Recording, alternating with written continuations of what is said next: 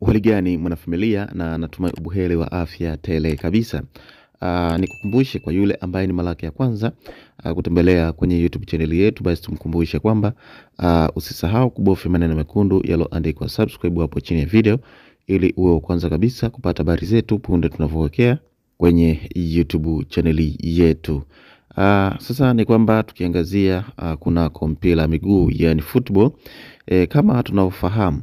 kumekuwa na mechi kadha wa kadha hivi karibuni, hasa kwenye mechi zile za CAF World Cup qualifier, yani mechi za kufuzu kombe la dunia, hasa mechi za timu za taifa. Sasa ni kwamba mchezaji wa Yanga, namzungumzia Pacome Zouzoua, imekuwa kwake nuru kwa mara kwanza kujumuishwa kwenye kikosi cha kwanza cha Ivory Coast au Cote d'Ivoire kwenye mchezo huo wa World Cup qualifier, na imekuwa kama ni sehemu ambayo naweza kusema kwamba kwake, hasa kwa Pacome Zouzoua, imekuwa ni faida, imekuwa na faida kwake, kwani inazidi kumuongezea value au thamani kwenye career yake ya football. Sasa ni kwamba kwenye mchezo huo ambao ulichezwa hapo majira ya jana, ni kwamba Pacome Zouzoua, ijapokuwa hakuweza kufunga goli lolote au kutoa assist, lakini kwa namna ambavyo amesupport, alivyochangia timu yake kupata ushindi, ni kwamba mashabiki wengi wa Cote d'Ivoire ambao walikuwa hawamfahamu waliweza kumiminika katika kurasa ya mitandao ya kijamii, hasa ya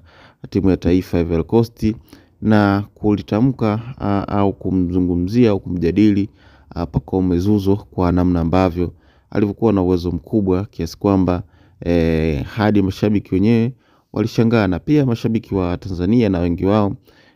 wamejumuishwa kama ni mashabiki wa Young Africans, wameonekana kwenda kutoa pongezi kwenye peji mbalimbali za timu ya Ivory Coast au Cote d'Ivoire kuhusiana na kile ambacho amekionyesha, uwezo alionyesha Pacome Zouzoua kwenye mchezo huo wa kufuzu kombe la dunia. Kwa hiyo naweza kusema kwamba hii huenda ikamuongezea kitu, hasa Pacome Zouzoua